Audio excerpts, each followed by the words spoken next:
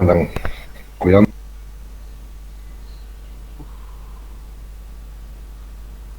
Ay, no puede ser. Ojalá no se vaya, pero para que así no perdamos mucho tiempo, la idea es que si se va la señal, a veces yo no me doy cuenta porque estoy exponiendo algo, ahí nomás el WhatsApp me va a salir un mensajito de que nos fuimos, pues no, y volvemos a hacer todo, no hay problema. Pero bueno, me avisan cuanto antes, si es que se va, ojalá no se vaya. Bien, Listo, ingeniero. este, bueno, hoy espero que terminemos este tema 2 que es refuerzo de tracción compresión. Hemos visto las deformaciones que se pueden producir por esto, los alargamientos que pueden producirse por esto, o acortamientos, si que es compresión o tracción. Y vamos a ver también ahora qué pasa con los refuerzos térmicos con esto, también esos alargamientos o acortamientos debido a esto, depende de la dilatación del material, vamos a ver ese tema ahora. Y obviamente vamos a ver también cómo se calculan los esfuerzos en cilindros de paredes delgadas o esféricas también, ¿no? Vamos a ver cómo se dimensionan, cuál es el criterio a seguir para calcular esto. Y bueno, eso más o menos es lo que tendríamos que ver hoy día, con ejemplos sobre todo, que es muy importante. Y, y bueno, la idea es que se entienda lo mejor posible los... los ejemplos que les estoy mostrando yo los busco de varias unidades, de varios libros, algunos apuntes, de tal forma que me parezcan ser los más didácticos, los más sencillos y aplicables posible a lo que estamos viendo, a nuestra carrera, digamos, ¿no? Este, a veces, yo creo, ¿no? Que acá el tiempo a veces es no es enemigo, pero sí es el caso del sistema virtual que estamos viendo, por ejemplo, para el profesor probablemente exponer su tema en la pizarra es más fácil, más llevadero, porque está todo en la pantalla, digamos, ¿no? Y uno lo va desarrollando mucho más fácil. Y probablemente ustedes también lo vayan entendiendo rapidito, pero la asimilación no es lo mismo que en una clase presencial, digamos, ¿no? Uno la pizarra lo va desarrollando, lo va viendo bien, lo va exponiendo y ustedes mismos van asimilando, anotando y comprendiendo más, digamos, lo que se hace en la pizarra. Se demora más, obviamente, pero ahí está el hecho de la asimilación que tengan ustedes. En cambio, en este caso, creía que si bien se entiende lo que se está exponiendo, pero ustedes requieren quizá un tiempo más de asimilación para hacerlo en la casa, volverlo a interpretar, que bueno, son las consecuencias, las causas de esto, de llevarlo virtual, de llevarlo presencial, pero bueno, estamos adoptando ambos a esto y bueno, la idea es que aprendamos lo mejor posible, pues, ¿no? Bien, voy a presentarles en lo que habíamos quedado el otro día para que más o menos continuemos con lo que estábamos viendo en nuestra materia. A ver, esto... Uy, ahora... Ya. Ahorita le voy a presentar esto.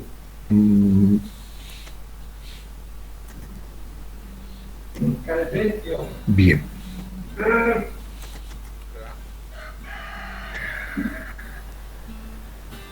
Bien, este es el tema que habíamos iniciado la vez pasada, se los he pasado ya en PDF de esto, donde estamos estudiando, justamente estamos estudiando compresión, tracción, debido a estas tensiones normales. Habíamos visto, hemos estudiado los diagramas de tensiones, deformaciones en los diferentes materiales, es decir, habíamos hecho el ensayo de tracción para ver cómo se originan estos diagramas. Bueno, y vamos a terminar conociendo las deformaciones producidas bajo estos esfuerzos normales y térmicos de este tipo de esfuerzo, que es el esfuerzo normal, o tracción o compresión. La siguiente unidad veremos corte, después veremos porción, en fin, pero vamos de paso. Ahora todavía nos falta hacer una serie de cálculos. Ya habíamos visto, siguen ingresando colegas, no importa, ya habíamos visto un poco el concepto de tracción compresión con carga continua, con carga concentrada, al final es sobre el mismo eje de la pieza, la fuerza, ¿no? Tanto tracción como compresión. Hipótesis de Bernoulli para cortar una pieza, que es lo que se presenta en la mitad cortada, que representa lo mismo que esta fuerza P, es una sigma por unidad de área, también eso lo vamos a aplicar ahora, que es esto. Después habíamos visto deformación unitaria, el concepto de deformación unitaria de un alargamiento respecto a la longitud inicial de la pieza, se llama epsilon, es una deformación unitaria, también lo hemos visto. Y la ley de Hooke, lo habíamos visto por otro puntito mucho más fácil, esta tangente, la parte lineal de una curva de tensión de formación, está también la parte, después del ensayo de tracción y compresión, habíamos visto justamente toda esta curva, ¿no? La parte lineal, la zona plástica, la zona elástica, la zona plástica y la parte de rotura, que es esta parte, ¿no? Nosotros obviamente vamos a trabajar en esta parte lineal con un coeficiente de seguridad respectivo para que nos aseguremos que trabajemos en la parte elástica, que es la parte donde estamos trabajando con la ley de Hooke, que es la parte constante, ¿no? En esta parte lineal. Y también habíamos visto justamente esto que estamos hablando, para el sigma admisible es un sigma límite dividido en un coeficiente de seguridad para estar justamente asegurados en nuestra parte lineal. ¿Ya? Están ingresando algunos colegas, compañeros. Bien, entonces, después también habíamos trabajado, habíamos visto la deformación absoluta, habíamos planteado una ecuación, esta ecuación debido a la deformación debido a una fuerte tracción o compresión, o hay un acortamiento o un alargamiento delta L en el material. ¿Sí? Disculpe, no está compartiendo pantalla. Ahí no estoy viendo nada. Está compartiendo, compañero. Sí, está compartiendo. Está compartiendo, no lo veo bien. Bueno, a ver, vean qué ha pasado. Yo lo veo bien, ingeniero. Bueno, está bien. Algo ha pasado con el colega. A ver que se de nuevo que se vincule quizá al Meet. Algo ha pasado, porque si están viendo todos es porque se está viendo, ¿no? Sí, se ve, ingeniero. Bueno, esta expresión que les repito, habíamos visto, de última, a ver, el colega que no está pudiendo ver esto, puede verlo del apunte que hemos pasado el otro día por el WhatsApp, el PDF, puede ver lo que está, es lo mismo, así que de último podría seguirlo por ahí, que es lo mismo, digamos, ¿no?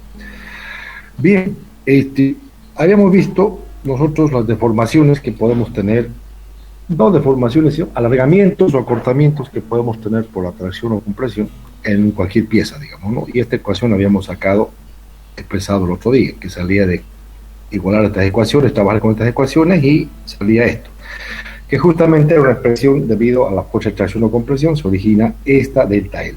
Pero también habíamos visto que si se considera el peso propio de la pieza, y eso también origina, va aumentando la deformación del material, habíamos sacado también, aquí está el desarrollo matemático, pero esta que está en rojo es justamente la expresión fundamental de la deformación total, debido al esfuerzo de tracción o compresión que origina en la pieza un alargamiento o acortamiento y el esfuerzo y el delta L producido por el peso propio del material en caso que se requiera o en caso que realmente valga la pena considerar.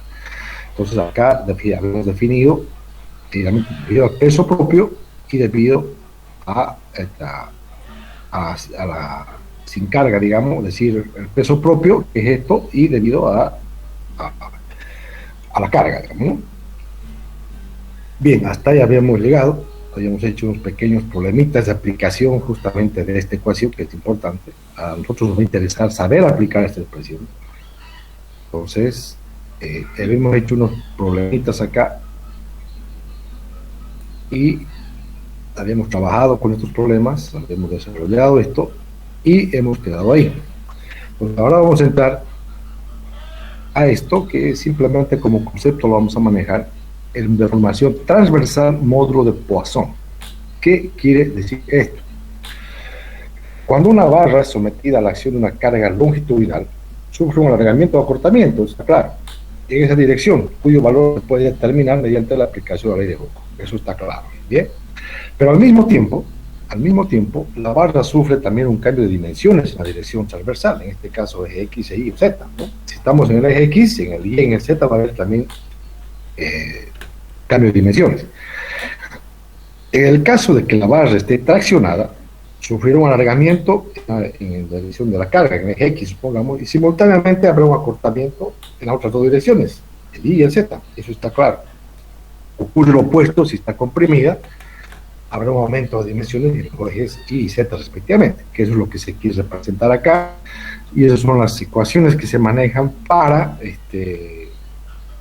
cuando sucede esto, ¿no? Un alargamiento o un acortamiento en el eje principal de la fuerza, y en los transversales va a ocurrir ya sea acortamiento o alargamiento dependiendo de la fuerza principal, y la modulación de ecuaciones son estas, digamos, ¿no? Variación unitaria del área de la sección transversal, está dada por este mu, que lo vamos a poder calcular por la deformación en Y y en el eje X, o en el Z en el eje X, que son negativas, y vamos a ver que la variación unitaria de volumen de la sección transversal está dada por esta expresión. Ya vamos a ver cómo se aplica. En principio el concepto es ese: una fuerza de compresión o tracción hace que transversalmente se me acorte o se mencione mayormente, digamos, ¿no? Vamos a ver eso con un ejemplo clarito, cómo aplicamos estas expresiones. Fíjense, una barra de acero cuadrada tiene 5 centímetros de lado, o sea, 5 de 5K, 5 de largo, ¿no? Y 25 centímetros de longitud. Y está cargada con una fuerza de tracción aquí en el eje de 20.000 kilos, ¿sí? Si el módulo de elasticidad es 2,1 por 10 a la 6, y el mu ya me está dando dato, este coeficiente de mu acá, ¿no? Me está dando que es 0,3, determinar la variación unitaria de volumen. Es decir, vamos a ver esta variación unitaria de volumen, cómo se calcula con esta, directamente en este problema específico, ¿sí? Por lo tanto, tengo longitud del cuadrado de la barra cuadrada de 5, el ancho es 5, la longitud de la barra es 25, tengo la fuerza de tracción que es 20.000, tengo el módulo de elasticidad que es 2,1 y el coeficiente de Poisson de 0,3, ¿sí? Por ley de Hooke, yo puedo poner esto, ¿no? Sigma es la fuerza por unidad de área, esto es igual necesariamente al módulo de elasticidad de, y la deformación epsilon es delta L por E1, ¿sí? Esto está claro. De acá yo puedo despejar delta L. El delta L no es otra cosa que P por L1 sobre A por E, ¿no? Queda de esta forma. Y ese delta L yo lo puedo reemplazar porque tengo el P. El P es 20.000, la longitud de la pieza, esta barra es 25 centímetros, el área del cuadrado es 5 por 5, que sería 25, ¿no? 5 cuadrado, y el módulo de elasticidad 2,1, lo que este delta L me está dando este valor de centímetros de alargamiento. Por lo tanto, yo podría decir que la variación de volumen unitaria de volumen, delta V, que viene de esta expresión, yo podría decir que es epsilon por 1 menos 2 mu, donde yo tengo esta variación que es 0,3, tengo este epsilon que he calculado. Por lo tanto, yo podría decir que la variación de volumen es directamente esta proporción. Bien. Esto simplemente es a modo de mostrar cómo podrían ser las deformaciones transversales debido a compresión. Esto lo vamos a ver más a detalle cuando entremos a ver otros esfuerzos, pero dejémoslo planteado ahí. Veamos otra cosa, cómo se puede aplicar esto también. Una barra circular maciza de bronce de 2 centímetros de diámetro, ¿sí? Está sometida a una fuerza axial, tracción también, de 5.000 kilos, ¿sí? Vamos a ver, determinar la disminución del diámetro de la barra debido a esta carga, ¿sí? O sea, si está traccionando, obviamente va a hacer que infinitesimamente ese diámetro, veamos cuál es la disminución debido a esta carga. Para el bronce, su módulo de elasticidad es tanto y su coeficiente de Poisson es 0,28. Veamos qué es lo que está pasando.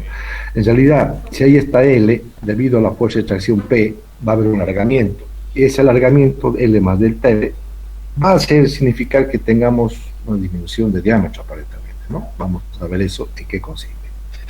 Yo tengo el diámetro 2 centímetros de esta cilindro, el P es 5.000 kilos, el módulo de elasticidad 9, el MU es 0.28 y nos está pidiendo transversalmente cuál es la variación que puede tener el diámetro.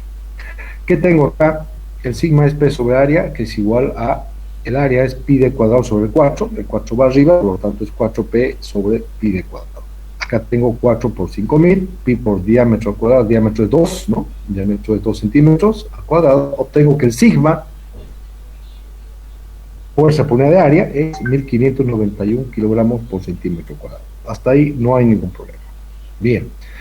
La deformación longitudinal, la ley de Hooke, directamente lineal, es sigma sobre el módulo de elasticidad. Y esto, hago el cociente, el módulo de elasticidad de ese material E es 9,5, he obtenido el sigma, por lo tanto, obtengo el longitudinal equivalente a este valor. ¿Por qué longitudinal? Porque es directamente la que hace el esfuerzo de tracción, en este caso, hago el longitudinal igual a esto. La transversal, por la ley de Poisson que hemos visto, el transversal es mu por el longitudinal, el mu lo tengo de dato, que tengo acá 0.28, por lo tanto, obtengo el mu transversal, que es este valor, que sería 0.047, que es justamente la cantidad de, ¿cómo podemos llamarlo acá? Podemos decir la cantidad de centímetros que podría perder el diámetro original, si queremos verlo de esa forma, ¿no? Bien, esto simplemente como información, no hay mayor problema creo con esto, simplemente es lo que según un eje se deforma o tracciona o alarga, en los otros ejes ocurre lo contrario, ¿ya? Entonces eso estamos haciendo con dos problemitas fáciles de aplicar. Y bueno, ahora vamos a ver conductos de pared delgada. Esto es bastante importante, bastante aplicable, porque acá se trabaja con cilindros de depósitos de gas, de fuel oil, depósitos de gas, de combustibles, de tal forma que las paredes que tienen que soportar esto, tenemos que calcularlas y ver cómo más o menos esto implica en nuestro estudio qué tipo de consideraciones hay que tener para estos conductos de pared delgada. Vi acá una pequeña introducción.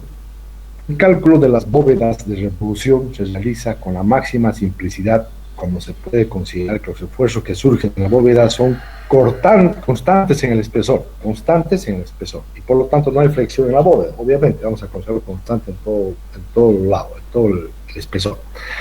La teoría de las bóvedas que se basa en esta suposición se denomina teoría membranal de las bóvedas.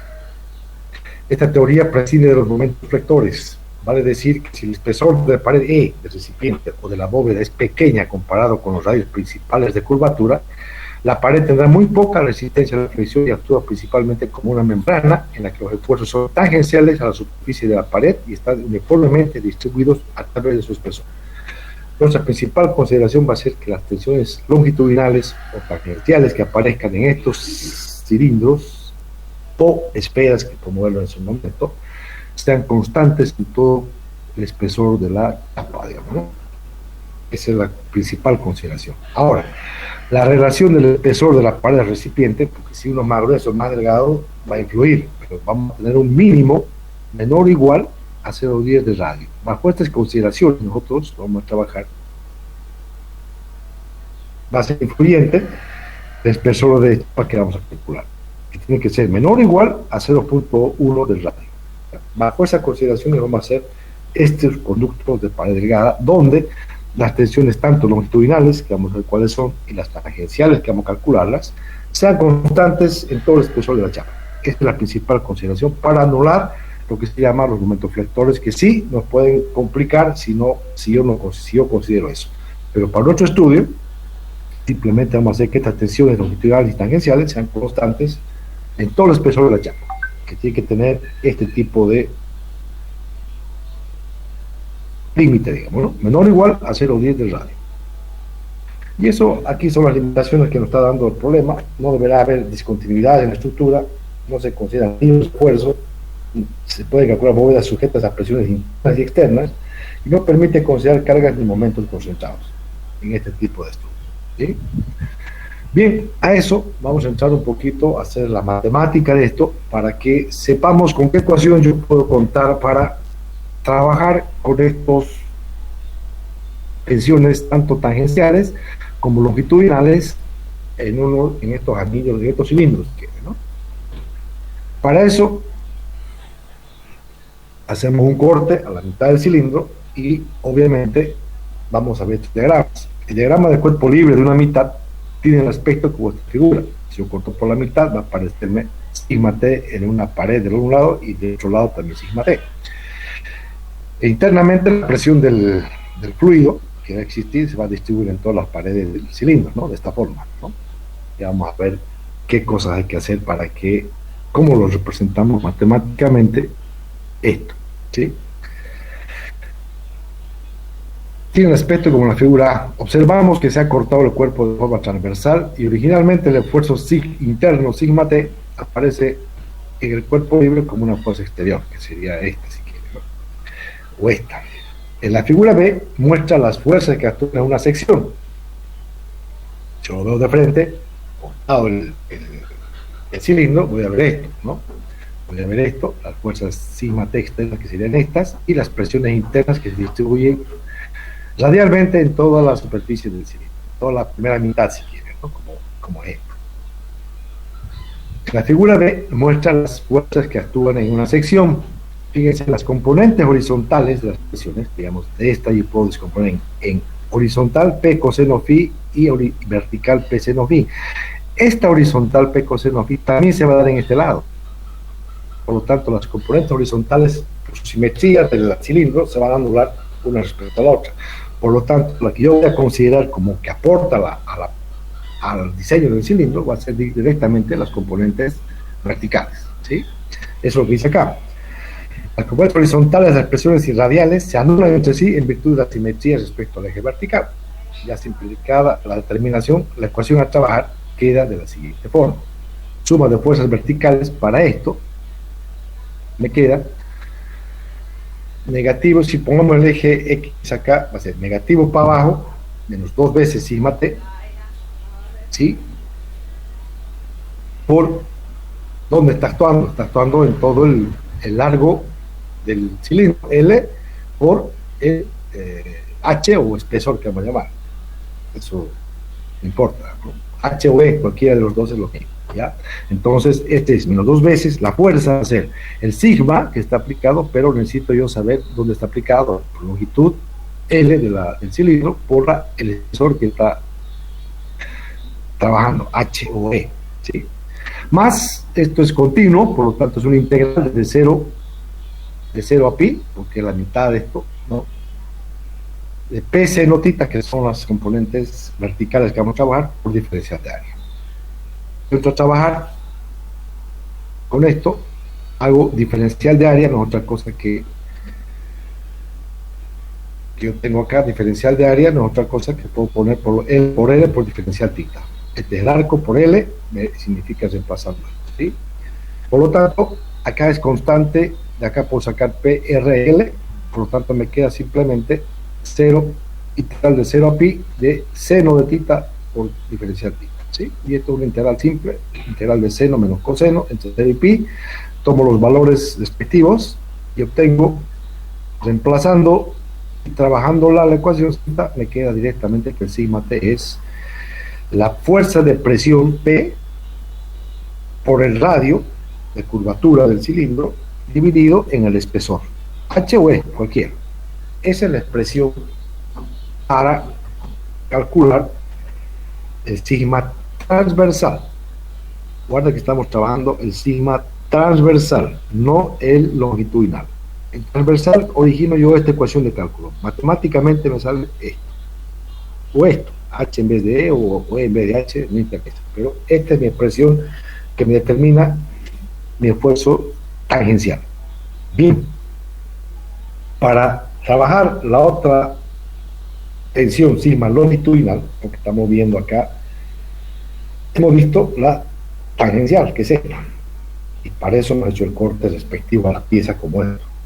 En cambio, para el longitudinal, que es esta otra, vamos a hacer otro corte a la pieza, que significaría una sección del cilindro. Si corto por acá, me queda sigma L por este lado, equivalente a toda la presión P del otro lado. Por lo tanto, acá también, suma de fuerzas horizontales igual a 0, equilibrio, hago, esta de acá es signo negativo, va pi por R cuadrado por P, que es esta P de la fuerza, más 2 veces pi por RH por sigma L, que sería esta, porque estamos trabajando en todo el cilindro, ¿no es cierto? 2 pi R, que es la vuelta de la esfera, por la espesor o H, ¿no? O E, por sigma L, ¿no? Igual a 0. ¿De dónde?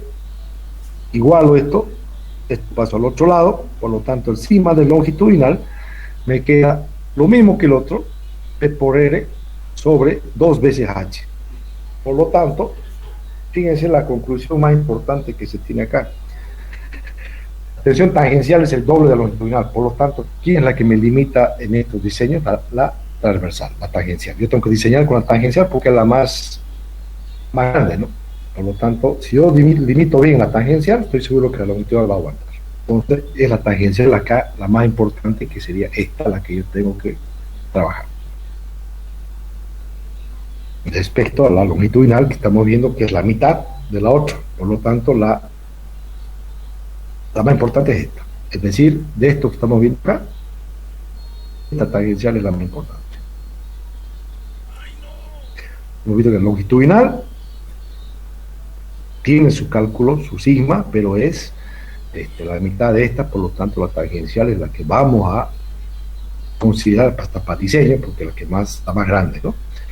Bueno, esa es la expresión matemática que necesitamos aplicar y que necesitamos trabajar.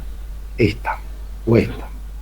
O en caso que vamos a ver más allá, en caso que no sea un cilindro, sea una esfera, el sigma transversal de la esfera, que es una sola, va a ser muy parecida a esta, por lo tanto, para una esfera se va a calcular de esta forma, pero eso lo vamos a ver después. Bien, ahora quiero, a ver, hasta acá, chicos, alguna duda, por favor, de esta. Acá vamos a aplicar estas ecuaciones, tanto la longitudinal como la transversal, para el sigma de cálculo de paredes de cilindros delgados, digamos, ¿no? Cuyo espesor está considerado bajo estas condiciones. ¿Hasta aquí alguna pregunta?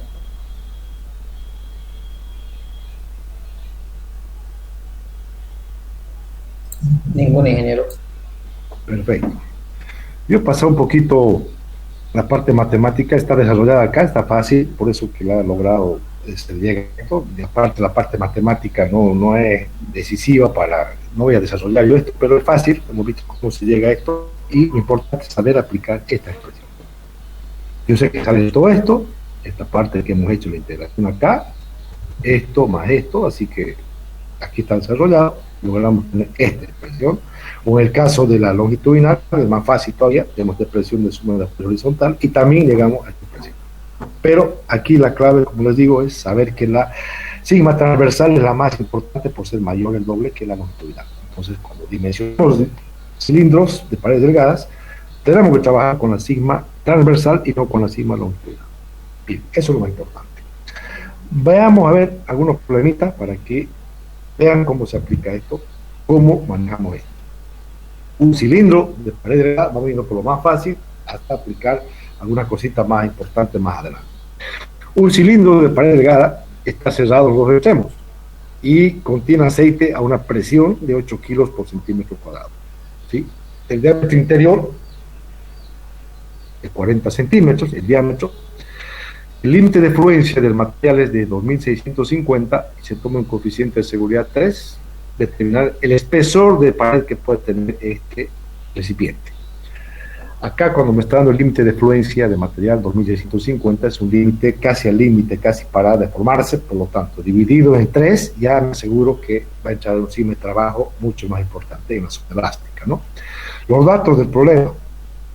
Aquí directamente me está pidiendo qué espesor puede tener este cilindro cuando cumple las condiciones. presión de 8 kilos del aceite, que va a tener el diámetro interior 20, por lo tanto el radio es, el diámetro es 40, el radio va a ser 20, ¿no? El sigma de fluencia es 2650, que es el límite prácticamente entre la deformación ya elástica-plástica, pero dividido en 3, para que entre una zona elástica y un sigma de trabajo seguro, digamos, ¿no? Justamente, como es una pared de cilindro, delgado obviamente, nosotros sabemos que en un cilindro nuestro sigma, el más solicitado y el de diseño, va a ser el sigma transversal y no el longitudinal. Por lo tanto, tomamos la ecuación del sigma transversal, que no es otra cosa que, ¿no?, P por R sobre H, ¿no? P por el radio sobre H. En este caso, vamos a tomar P por radio sobre H, ¿no?, la transversal. Por lo tanto, el sigma de trabajo, pero si yo sé que es el sigma de fluencia, sobre el número de coeficiente de seguridad, aquí está. Esto es igual a P por radio por H, sobre H, que es E, espesor, digamos, ¿no? Bien, entonces, despejo de H de acá. Uy, un ratito se está por conectar mi computadora, la batería. Ahora vamos a enchufarlo antes de que suceda lo contrario.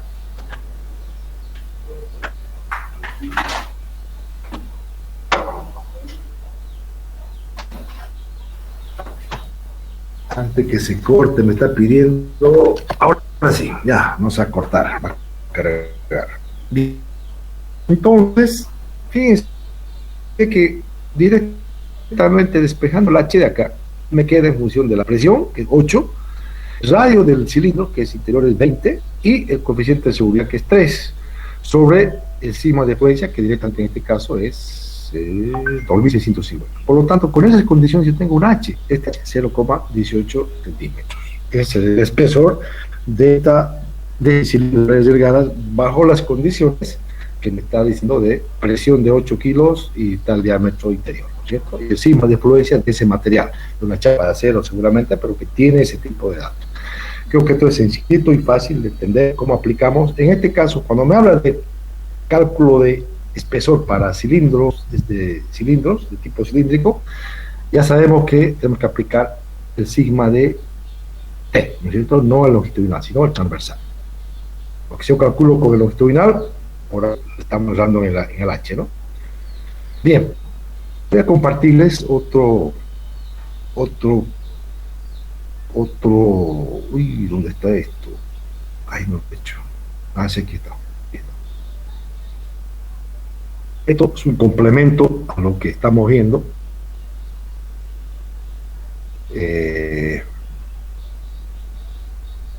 No se nota muy bien, pero lo voy a acercar lo más que pueda para que podamos acercar. ¿Están viendo bien ahí, no? ¿Se ve, no? Sí, ingeniero. Ya.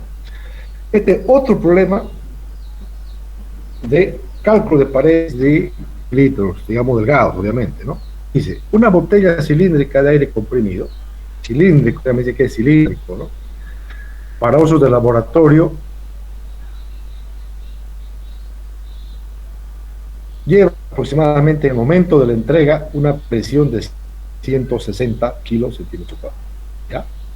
El diámetro exterior, en este caso, esto está mal, porque es el diámetro interior acá, vamos a corregir, es de 25 centímetros, ¿sí?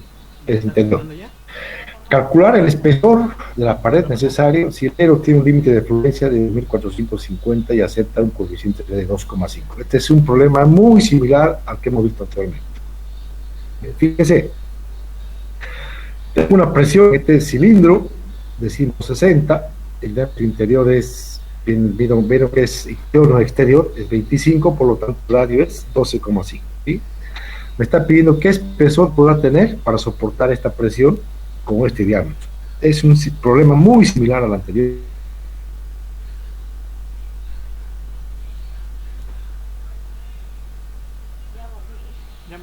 ¿Se cortó?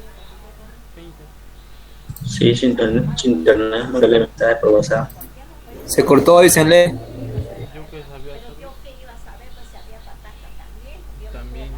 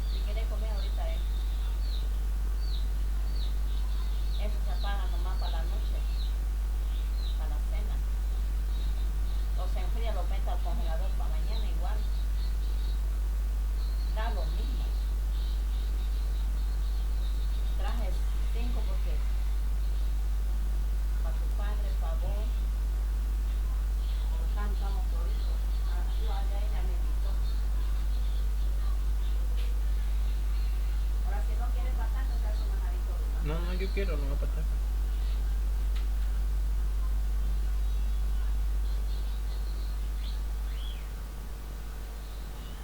Pero ustedes me dirán más o menos dónde hemos quedado para que les vuelva a presentar la pantallita.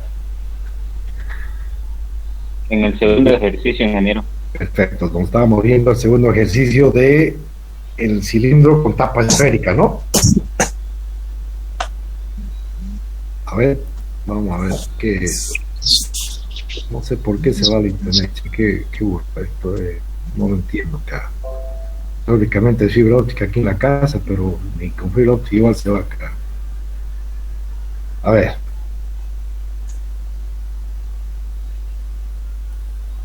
Qué burreo. Este ejercicio, ¿no? A ver, ahí estamos.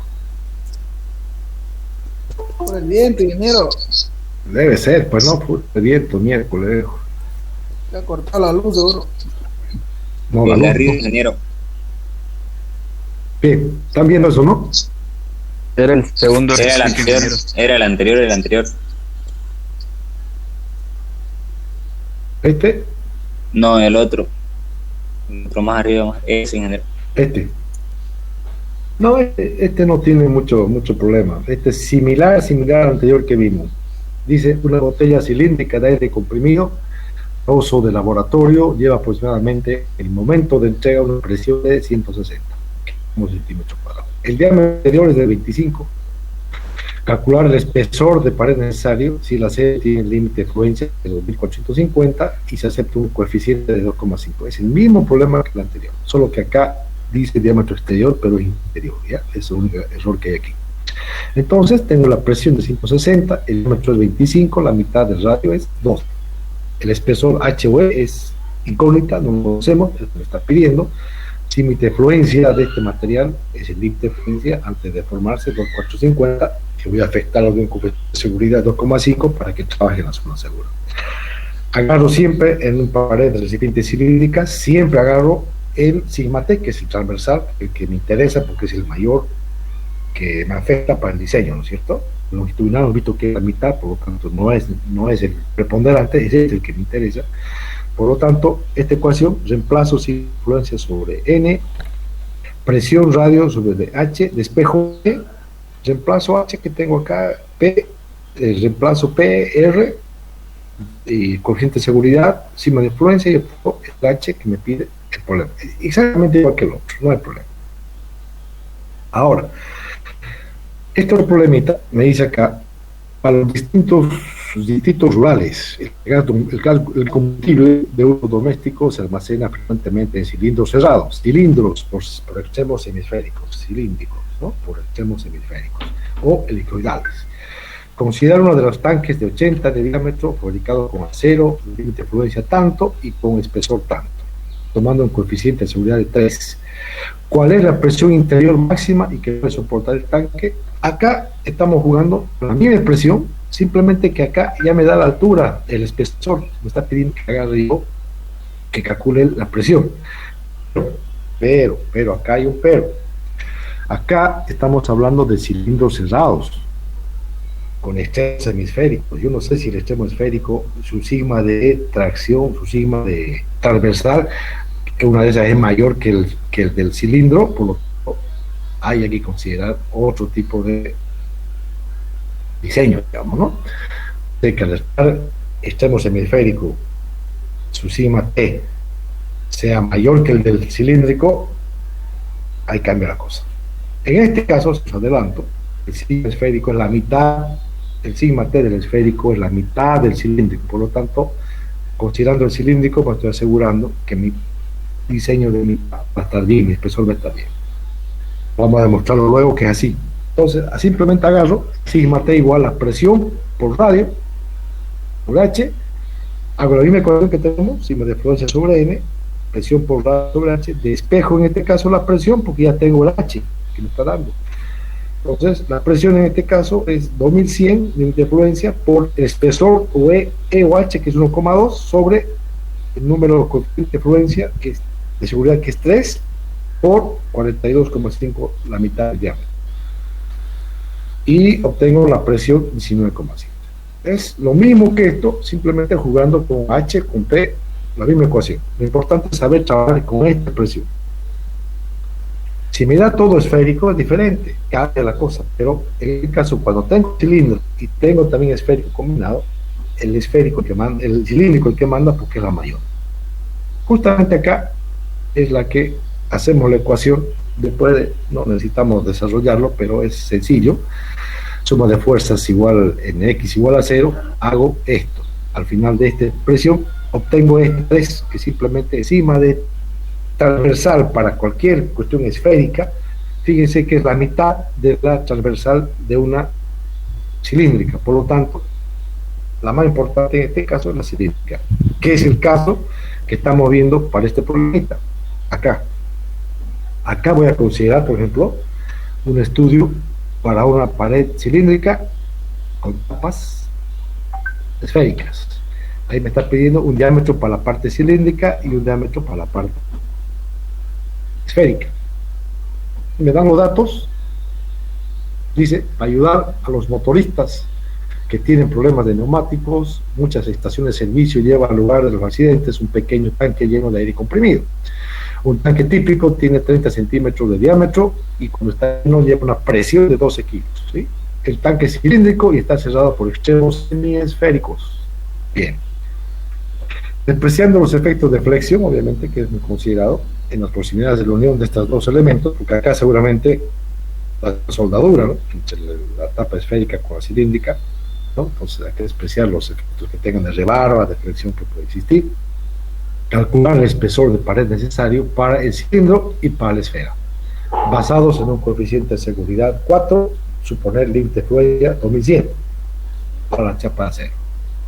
Bien, entonces agarramos para la parte cilíndrica, sabemos que la que más denomina para diseño es el cima transversal.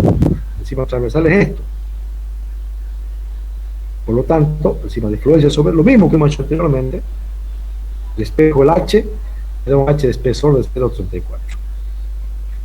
Si ahí me piden un cilindro, pues puedo hacerlo con esto 34 todo, digamos, ¿no? Listo. Pero si me piden más de 1000 cilindros, como pedido, ya la cuestión económica hace que acá yo tenga que ver qué H tengo, porque ya la economía de material es importante, ¿no? Entonces, para el espesor de la pared de la semisfera, de una semisfera, hemos dicho que el cima transversal es PR2 por H2, que sería esta, ¿no? Esta. Con esa condición, se agrega un 2 acá, abajo con lo mismo, pero el H me da 0,17, mucho más delgado. En las paredes hemisféricas, mi espesor de chapa puede ser más delgado, y mi espesor en el cilindro es de este tipo. Esa conclusión se llega con este problema. Como les digo, si me piden un cilindro, pues capaz lo de un H1 y listo, digamos, ¿no? Pero si piden 1000, ahí ya pues cambia la cosa. Bien, eso es en cuanto están ingresando varios chicos todavía, pública, se nos fue por la señal. Ya, entonces, antes que se nos vaya, repito un poquito lo que hemos hablado.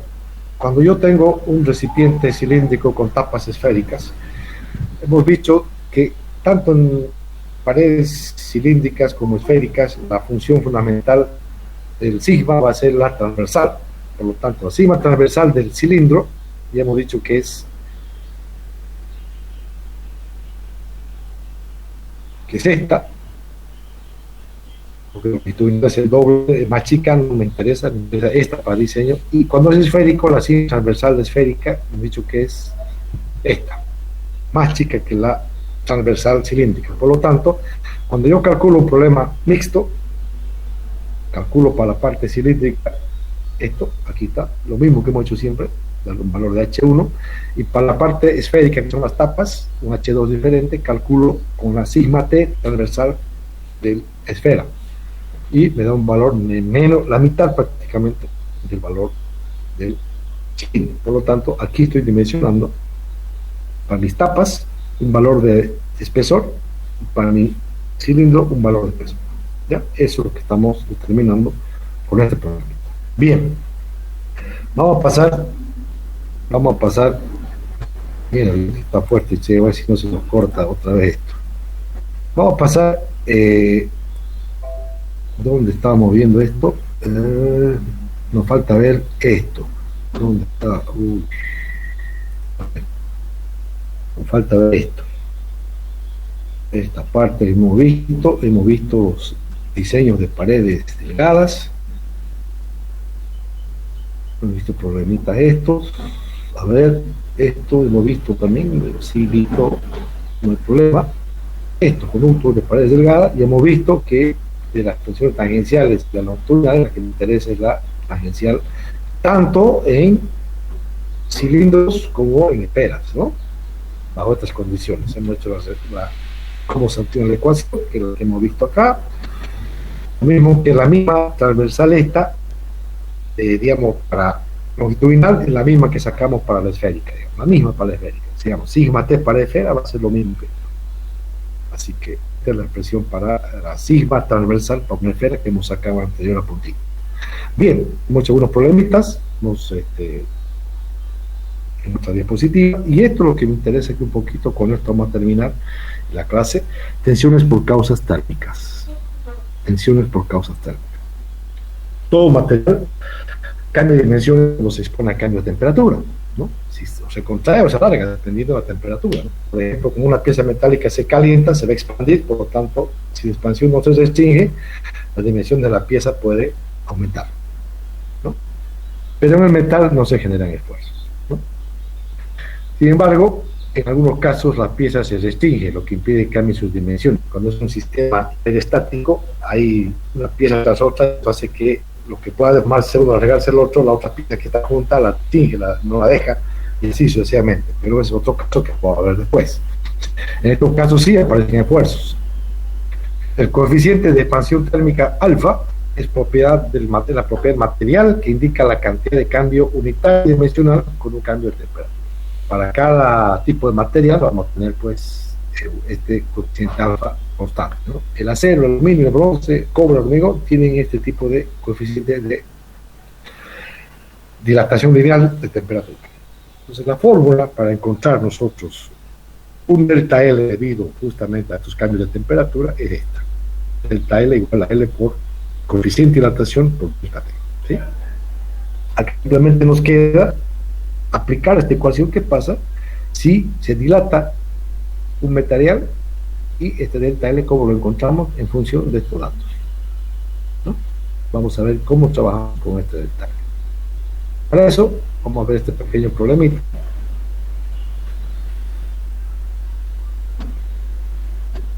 Dos barras inicialmente rectas, unidas entre sí y sujetas a apoyos, como se ve en la figura. La de izquierda es de bronce, con estos datos, con E, coeficiente de alfa tanto, y la de la derecha aluminio con un módulo de elasticidad en coeficiente de dilatación alfa determinado, ¿sí? Las secciones de barras de bronce y aluminio miden 6 centímetros cuadrados y 9 respectivamente. Se supone que el sistema está inicialmente libre de tensiones y que entonces la temperatura es de 7 a 22 grados, ¿sí? En teoría, esto debido a la dilatación que puede existir por el descenso de temperatura de 22 grados, podemos suponer directamente que, como esto es un soporte fijo, barra fija, directamente no permite que se expanda, por lo tanto vamos a considerar que en este caso tengamos un pequeño delta T que lo vamos a calcular, ¿no? El bronce, yo tengo estos datos, vamos a ver cuál es el sigma de bronce, cuál es el sigma de aluminio, que me está pidiendo, y el aluminio tengo estos datos, ¿sí? La solución, el sigma de bronce, tengo el L por coeficiente de L por delta T, el delta T es 22 grados, por lo tanto tengo la longitud de la barra de bronce, la longitud de la barra de aluminio, tengo estos datos. No tengo ningún problema con el sigma de bronce y sigma de aluminio, ¿sí? Aquí está. Estos son los deltas que van a dilatar, digamos, si quieren saber de esto, o comprimir, dependiendo de que estamos viendo, estos tipos de materiales. El delta total, la suma de los dos, lo tengo acá. Y acá yo puedo hacer el delta total, que es la suma de delta L sobre A por E de cada material. Bronce, aluminio, obtengo esto. Despejo P, que me interesa saber con qué tensión voy a trabajar para que se originen estas condiciones de trabajo. Aquí está. Despejando de acá P, obtengo esto. Lo van a verificar con números, sale este valor. Por lo tanto, el sigma del bronce es el P que estoy calculando, dividido en el área efectiva del bronce, que es 6 centímetros cuadrados, y el otro que es de aluminio, 9 centímetros cuadrados. Por lo tanto, tengo estos sigmas respectivos. Sigma de bronce 411, sigma de aluminio 234.8. Con un P que he calculado, que es 2.469 kilogramos. ¿Sí? Bajo las condiciones, yo tengo estos valores sigma de cada material, para el bronce y para el aluminio. Bien. Antes de seguir, voy a mostrarles otro video de esto. Esto, ¿dónde está? Aquí, con esto vamos a concluir esto. Fíjense que quiero mostrarles esto. Acá. Esto quiero que lo veamos para un problema isostático. Un problema isostático significa un problema en que yo directamente puedo trabajar con la suma de fuerzas igual a cero, suma de momentos igual a cero, y obtener mis ecuaciones que me estén faltando, digamos. En este caso, vamos a ver esto. Fíjense, desplazamiento del punto A en el siguiente sistema. Un delta T de 30 grados para esta barra y un delta T de menos 20 grados para esta barra. Y la altura es 3 metros, digamos, ¿no? Y esta es del punto A. ¿Qué va a pasar con el punto A? Si esta se va a dilatar y esta se va a comprimir, ¿qué es lo que va a pasar? Este está a 2 metros y está a 4 metros. ¿Cómo trabajo acá? Primero con la deformación térmica, bueno, el delta T de cada uno, ¿no? 2,5 por 10 a menos 5, que es el valor del coeficiente de dilatación lineal, alfa, por 30, que es el delta T, por 3000, que es el valor que tengo acá de alargamiento, ¿no? Y tengo estos valores de alargamiento, por un lado para esto, y tengo acortamiento para esto. ¿Sí? Bien, ¿qué hago para encontrar lo que me está pidiendo acá? El punto A, imaginariamente, ¿cómo puede desplazarse? Podemos ver esto en un gráfico de esta forma. Este se va a alargar hasta aquí, un alargamiento de 2,25 de esto. El punto A, y esto se va a achicar 1,5. O sea que el punto A tiene un desplazamiento. Imaginariamente. ¿Cómo encontraría ese desplazamiento? Es la pregunta que me ha pedido este problema. ¿Sí? ¿Cómo calculo eso? Esto no es más que matemática. Fíjense, la tangente si este ángulo alfa que tengo acá imaginariamente es igual, opuesto, que sería aquí delta A más 1,5 dividido en 4, ¿no? Este es, digamos, el seno sobre el coseno, si quieren sería esto, delta A más 1,5 sobre 4, y el otro tangente al triángulo grande sería 1,5 más 2,25 dividido en 6. ¿Sí? Y estas dos tangentes puede igualar, porque son el mismo ángulo. Por lo tanto, igualando las dos, obtengo delta, que en este caso sería 1 milímetro, que tendría que ser el desplazamiento que tendría que tener el punto A. ¿Sí? Aquí está. El cálculo facilito. Lo que no me está gustando acá es el 3000 viejo. Ese 3000, ¿de dónde sale? Está en milímetros, ingeniero. Ah, tenés razón, 3 milímetros, sí, está bien. Es que no lo había visto, está en milímetros, está bien. Entonces, ¿vieron qué fácil este problemita? Un problema más real, donde yo tengo dos barras calculadas y una se alarga, la otra se comprime. Imaginariamente pasa esto, que es lo que realmente pasa, y ustedes pueden fijar cómo se calcula el delta A con una pequeña cuestión trigonométrica. No tengo ningún problema en hacer esto.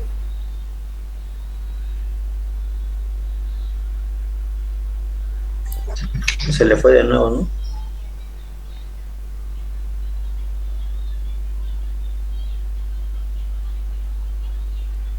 Tal parece que sí. Escríbanle. Yo creo que hay acá.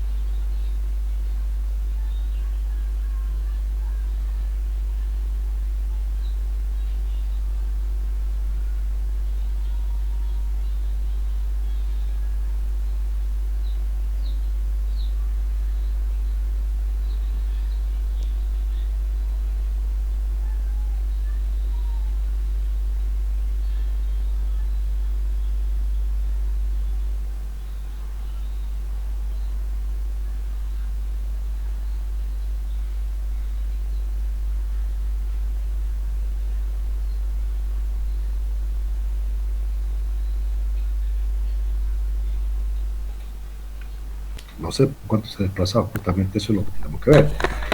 Me pide que calcule, por lo tanto yo tengo que es 1,5 que sea acortado y 2,25 que sea alargado, obtengo esta pendiente, tengo el ángulo alfa y tengo 4 metros para acá, 2 metros para acá, yo tengo este triángulo y este triángulo grande, que son los mismos triángulos grandes. Yo lo que puedo hacer para calcular ese desplazamiento A es un juego de ángulos. La tangente de este ángulo es igual, el triángulo chico es el opuesto, eta más 1,5 hacia 4 metros, que sería el coseno, seno sobre coseno, que sería esto sobre esto. Tangente del otro ángulo, el mismo ángulo, pero referido al más grande, es opuesto, 2,25 más 1,5 sobre 6. Sería. Ambos ángulos son los mismos, por lo tanto puedo igualar, y al igualar obtengo que despejo delta A y que me sale delta el desplazamiento de ese punto, me sale 1 milímetro, ¿sí? 1 milímetro, bueno, sí. Entonces, desplazando, despejando, sale el delta, se ha desplazado 1 milímetro. O sea, acá simplemente es un poquito artificio trigonométrico, si vale la pena para encontrar esta pequeña relación que me permite a mí con estos ángulos encontrar este desplazamiento.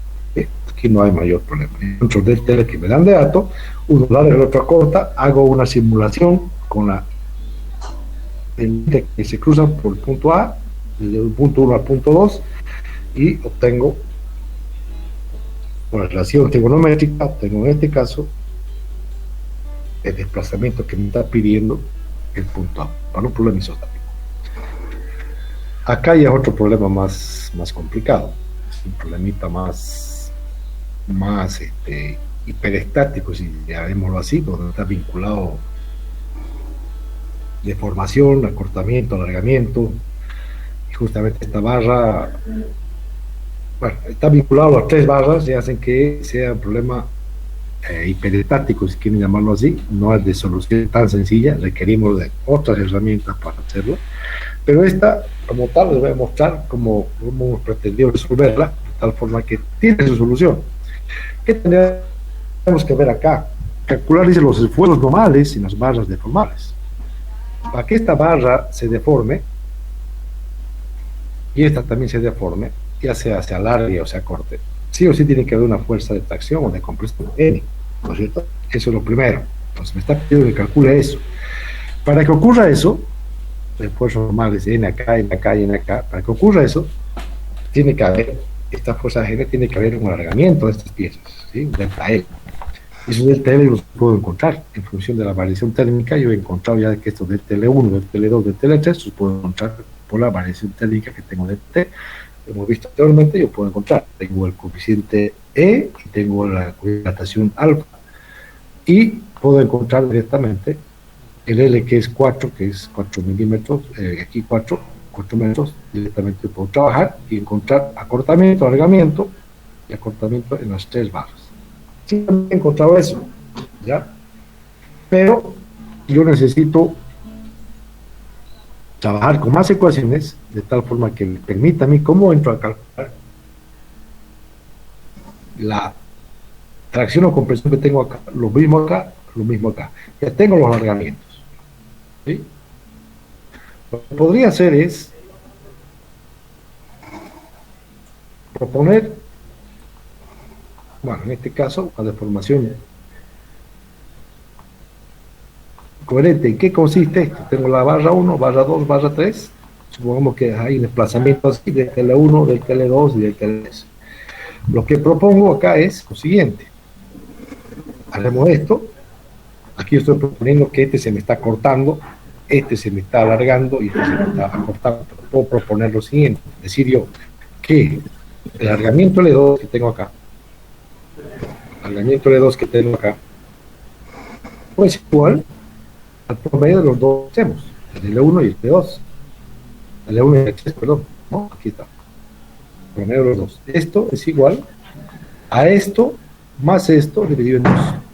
No estoy cometiendo un gran error, puedo proponer eso. Yo tengo una ecuación 1. Bien, nada más. Con la ecuación 1 yo puedo proponer no es que puedo proponer, sino que va a ocurrir que yo puedo tener estas tensiones de tracción o compresión en cada barra. Lo pongo de esta forma porque esto es acortamiento, vamos a hacerlo para arriba, y alargamiento, vamos a hacerlo para abajo. O al revés, pero siempre respetando los signos, ¿no? Por lo tanto, acá una suma de fuerzas verticales, tengo una ecuación 2, suma de momentos respecto a un punto, ecuación 3. Luego, agarro, calculo las deformaciones, delta L, que está en función de N, ¿no? Tengo el L, tengo el E, tengo el A, que es constante para las barras, por lo tanto tengo delta L1 en función de N1, delta L2 en función de N2, y delta L3 en función de N3. Por lo tanto, delta L1, delta L2, delta L3, tengo esta singularidad, ecuación 4, y la reemplazo 1, que es esta que tenía yo en la propuesta. Reemplazo delta L1, delta L2, delta L3, yo tengo todo en función del 1, N2 y N3. Por lo tanto, tengo 3 ecuaciones con 3 incógnitas, y con eso podría encontrar cuánto vale las tensiones normales. 1, 2 y 3, que es lo que me está pidiendo en este problema, ¿no? Los fuerzas que producen el alargamiento o acortamiento dependiendo del sistema que tengo. Este es un problemita más complicado, pero se da para eso porque no hay herramientas tan sencillas para calcularlo. En este caso, porque es un problema más simple, se da eso, pero en un problema normal ya no hay las herramientas necesarias como para plantear una solución a este problema, digamos, ¿no? Pero esto es un problema hiperostático. Y el otro, un problema isostático, que es mucho más simple, que es real, me parece, y este es más, requiere de una matemática un poquito más superior, artificios podemos hacer para calcular, como el caso que hemos planteado acá, ¿no? Pero quería mostrárselos para que lo tengan en cuenta. ¿Va a entrar eso al examen? No, este no, este va de información. ¿Ya? El primero. Sí. Ese, ya. Escucho. Nadie, no, solo preguntaba así que iba al examen. Va de información, este va de información, pero este sí, el otro va de información, y eso para que lo conozcan, ¿ya? Bueno, chicos, no sé si tienen algo más. Hemos terminado el tema 2, así que, bueno, si tienen una pregunta, nos vemos en la siguiente clase. Ninguna pregunta, ingeniero. Bien. Bueno, chicos, dígame.